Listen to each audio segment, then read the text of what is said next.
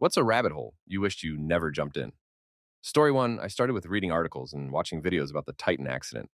From there, I went to several oil rig accidents, like the guys who got sucked into the pipe and weren't rescued, and the ones who got pushed out and or were evaporated because the diving bell slipped off. Then I got to diving accidents, specifically cave diving accidents, which was a continuation of my obsession with the blue hole. And don't even get me started on the day I was obsessed with the Nutty Putty Cave incident. I am utterly haunted by the Pariah diving incident, named for the very evil Pariah Fuel Trading Company. Five divers were working on an oil rig doing underwater maintenance or something when an explosion and sudden pressure change sucked all the men into an 80 centimeters wide pipe. A pipe meant for liquids at high pressure, not humans. Story 2. One time I casually Googled, how big can an octopus get? And ended up on a 5-hour deep dive into the lives of giant squid and their supposed battles with sperm whales.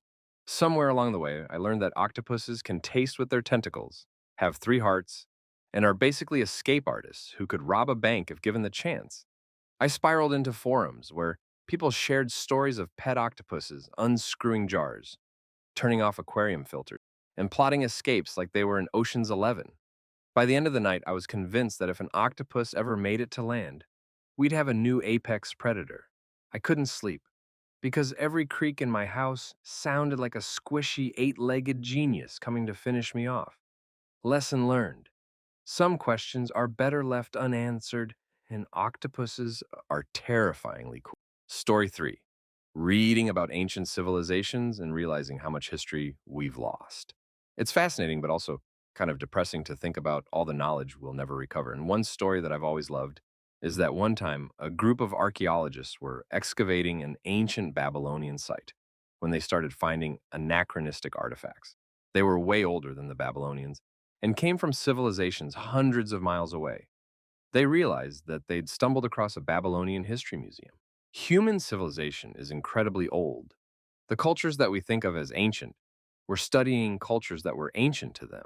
Story 4. I'm obsessed with true crime, especially missing persons cases that are never solved. I recently got into the Andrew Gosden case, a young boy that went missing in London. There's CCTV footage of him at King's Cross Station walking out of the station. To this day, nobody knows where this kid could have gone. There's no body, no recent sightings, nothing.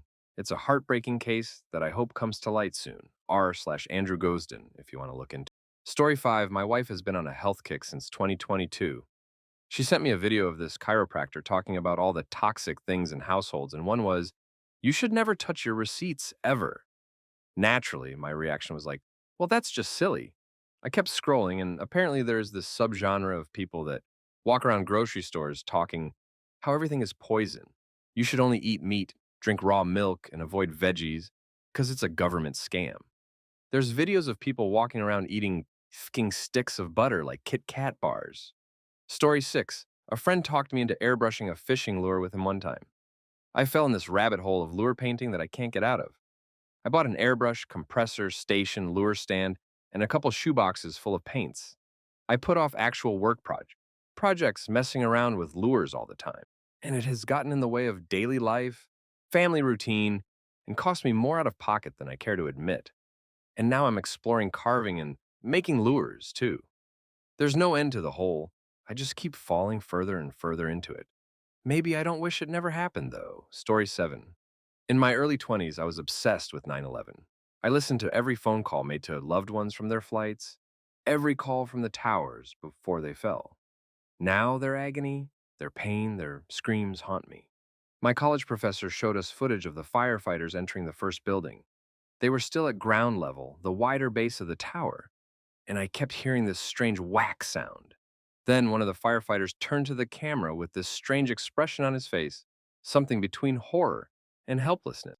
They're jumping, he said. I will never forget that. Footage has begun to be released more recently, as the files are now starting to get declassified, which shows in more detail how many people were actually jumping or falling from the towers. I did not realize until quite recently that the overwhelming majority of the footage that's done the rounds in the media for years on end was actually edited to obscure these particular deaths. It's why the close-ups are so blurry. It's not because camcorders back then couldn't pick up on details closer to the towers, but rather that it was intentionally edited and blurred out so that it could be shown on the news and the mainstream media etc. Story 8, missing person cases. Some of them just seem so simple, yet they just vanished. Like WTF happened. Imagine how many serial killers there were back in the day. Without fingerprints and with the zero understanding of DNA, let alone a police database of crimes to compare a murder to. Most small town cops would just have some random unsolved murder with no motive. Just zero chance of connecting it to similar crimes in the next state over. My guess is most missing persons these days are runaway kids who get sex trafficked, addicts and the mentally ill who ran away and OD or end up strung out in some addicted homeless camp, and a handful are battered women who disappeared for a reason. Story 9, I was into a lot of gore videos. Real gruesome shit, I think, in an effort to desensitize me about death. I would watch some horrific videos and could stomach it. Two things stopped this morbid curiosity. A video of a Brazilian prison riot remains the worst thing I've ever seen. It was an abattoir of gore. I couldn't finish it, I was done. The second was audio of people's last phone calls. One was a woman who, as she was phoning the police, was broken into, raped, and murdered. Her screams were something I never want to hear again. So I don't engage in that shit anymore. Story 10, Bigfoot being a supernatural entity that can travel in and out of our reality. Because now I kind of believe it's the reason we never find dead Bigfoot bodies. My favorite Bigfoot theory is that they have phasing technology, and that's why they can hide in plain sight. My second favorite I heard recently, Bigfoot are the OG inhabitants of the planet, and we, Homo species, are aliens, and we have invaded the planet and pushed Bigfoot to the brink of extinction. But we're genetically very similar to everything else here. Like, we have over 90% overlap between our genes and those of the other great apes. And we share about 50% of our DNA with, like, a banana. And the fossil record, while incomplete, paints a picture matching what genetics tells us. We evolved here, on Earth, as did all the apes and monkeys and rodents and frogs and fish and bacteria. And all other lines of evidence basically tell the same story. We, life on Earth, are all related, sometimes closely, sometimes distantly, like a bramble bush, twisting and splitting and going in all directions. But ultimately, any twig can be traced back to the singular root, which was some kind of ancient bacterium-like little fella squirming around over 3 billion years ago. Story 11, back in 2006, I was in college and lived alone. My college was near a military base, so I had several friends at school that were also military. Hearing some of the stories, I remember finding myself spending hours into the night looking up videos of the wars being fought. Unfortunately, it led me to watching beheadings, hangings, executions, etc. It doesn't necessarily haunt me with what I saw, but at times I remember and my stomach just twists. Like at this moment. War videos are terrible rabbit holes. Story 12, back in the mid 2010s, I decided to Google the true story of the Lone Survivor movie. That led down a rabbit hole of Navy SEALs covering up their mess ups and lots of Special Forces war crimes or drama amongst the other American Special Forces in Afghanistan at the time. Turns out the true story of Lone Survivor is a lot more sad and less heroic. Lots of blunders by Navy SEAL Command, and Luttrell was lying his ass off about them. Sad that the Afghan man who saved him became very jaded and bitter with the experience and never wanted to talk to Luttrell again, supposedly over money about the book or movie deal that was never paid. Somehow ended up discovering the Australian news stories about the Aussie SAS war crimes and how their whistleblower laws worked out. In the end, it made me realize one thing about the Afghanistan war. War is shit. Special forces or governments will lie for the sake of optics and recruiting, and no one wins in that part of the world. Story 13, for me, it started as a seemingly innocuous thought that has probably crossed the mind of every human to ever exist. Why is there something instead of nothing? This quickly led to another thought. One day, pretty much instantly on the cosmic scale, I will return to nothing.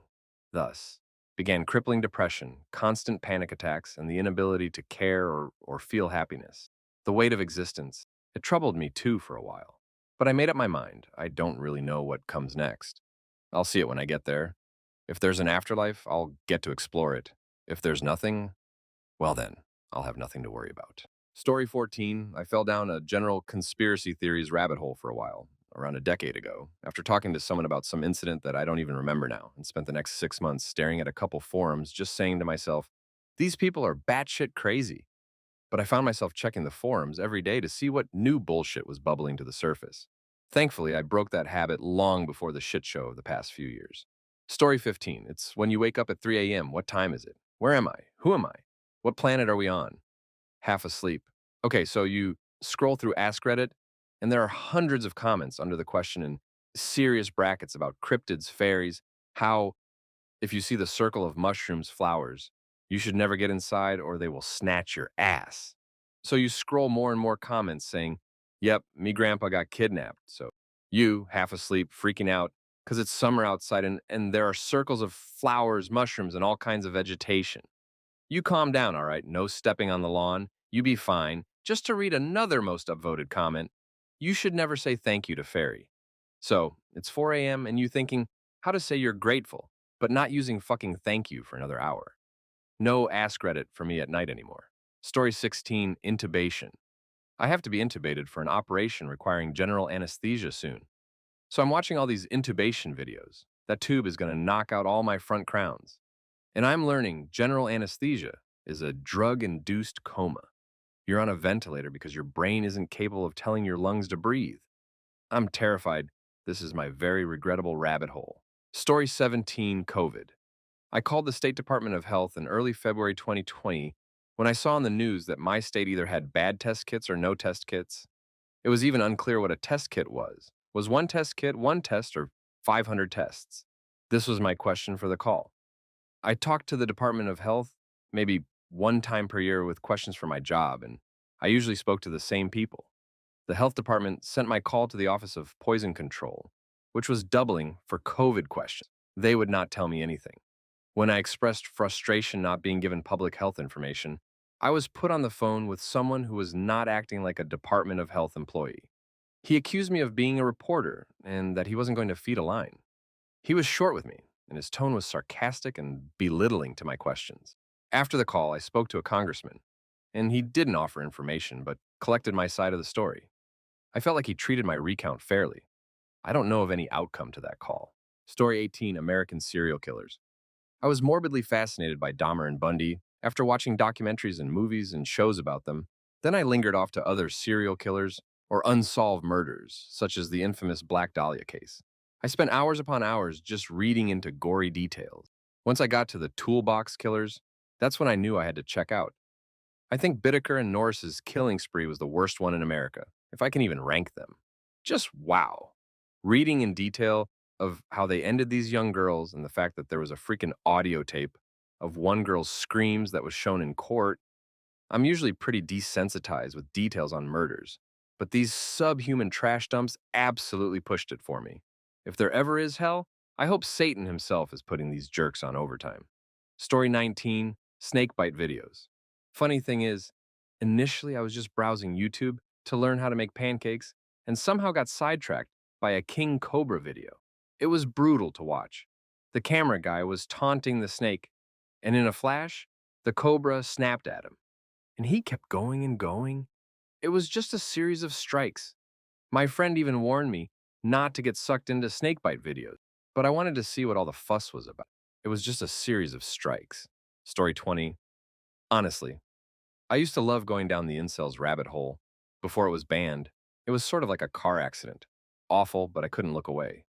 Every once in a blue moon, I'd just get lost in all the recent top posts. Part of it was hate reading, but more so, I think there was a lot of fascination. As a woman who also works in the adult industry, that perspective and mindset is so far removed from mine. It was interesting to see how drastically different two people can view and experience the same world.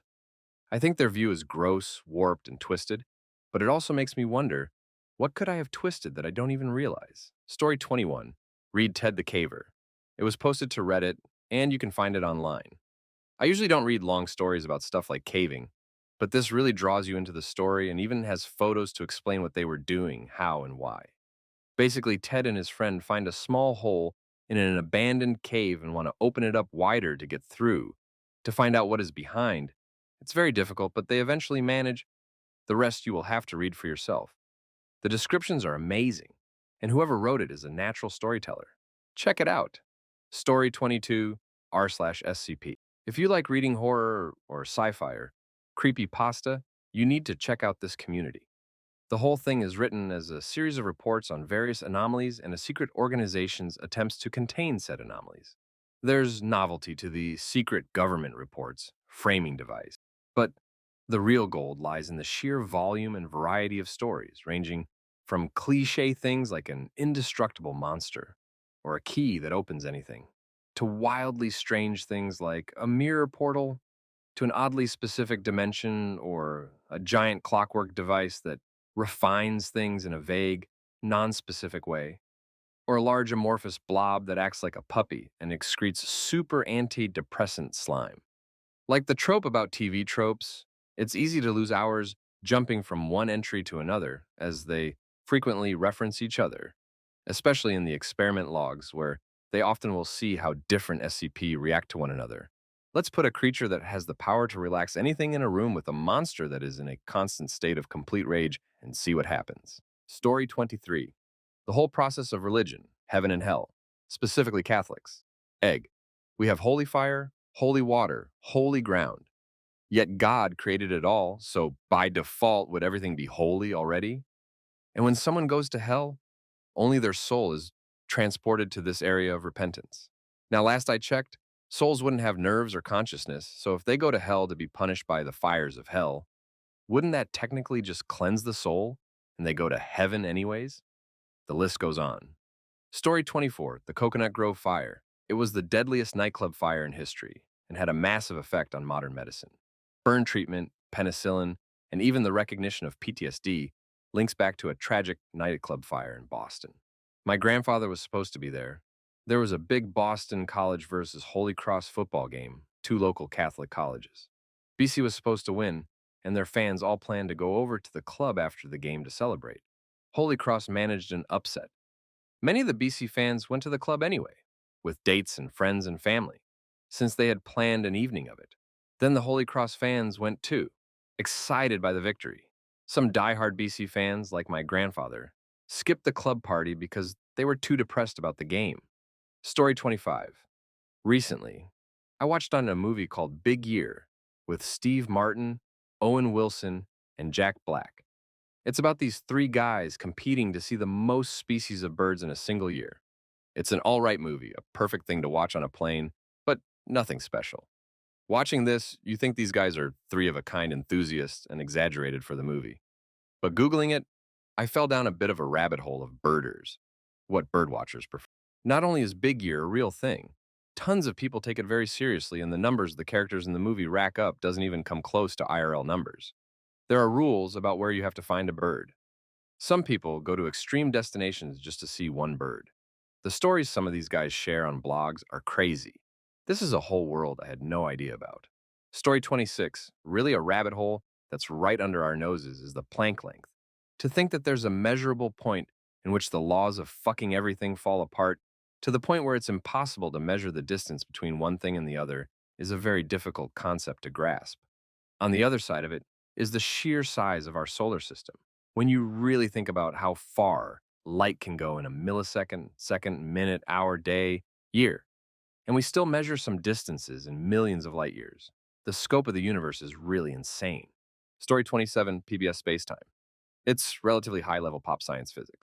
They explain math in an easy way that non-math people can actually understand, but more importantly, they give very good and visual explanations of how the universe works. If you're watching a video and don't understand something, don't worry. They will link you to another video or playlist from their channel explaining this one specific thing in detail. Sometimes I want to watch one video, and I end up having to go through a rabbit hole of 20 videos just to be able to return to the first video and understand it. It's super fun and entertaining, and time just flies by. Story 28. The kind of money you find in general circulation. For 1 year, I started collecting coins to see what was going through my till when I worked retail.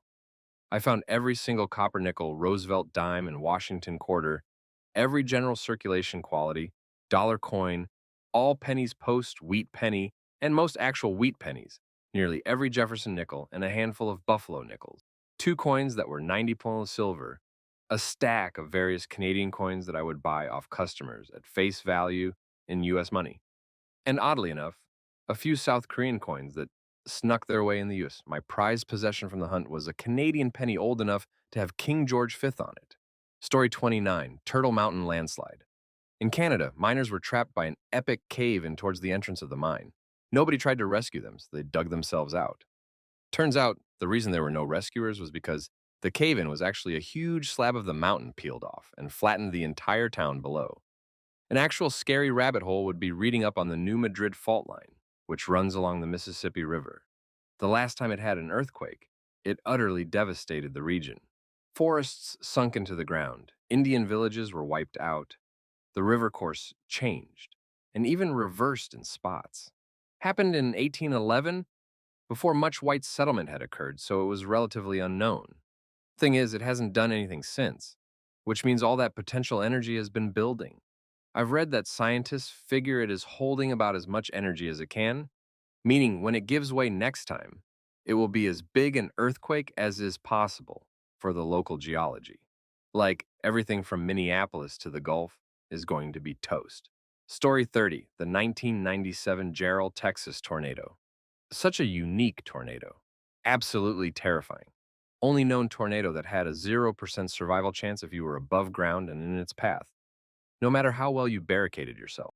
The very few survivors were below ground. Lots of not so fun little tidbits and records about this twister if you do some digging. It actually holds quite a few quirky records. Its rating is still debated. Some swear it should have been the first ever EF6. Nightmare fuel, though, especially when you consider at one point it achieved the perfect dead man walking shape and movement. Its formation and movement in relation to its parent storm was unique too. Many old timers swear it was a demon, because this is a tornado that should not have ever formed based on known weather models.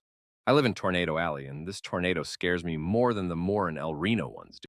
It really will send chills down your spine and give you goosebumps. Go watch some of the documentaries on it on YouTube. Go research the debris field path of it. Doesn't go research the victims. It really is the stuff of nightmares.